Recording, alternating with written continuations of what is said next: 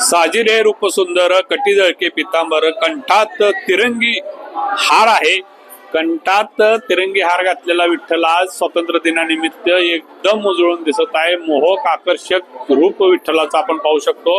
आता आपण विठ्ठलाच्या मंदिरात स्वातंत्र्य दिनानिमित्त विठ्ठल मंदिरामध्ये तिरंगी फुलांची सजावट करण्यात आलेली आहे. त्याचबरोबर झेंडू, गुलाब, शेवंती, अष्टर अशा विविध फुलांनी विठ्ठल मंदिर 4 खांबी असेल, 16 खांबी असेल, विठ्ठलाचा गाभारा असेल, नामदेव पायरी असेल, तुकाराम भवन असेल, पूर्णपणे सजून निघलेला आहे.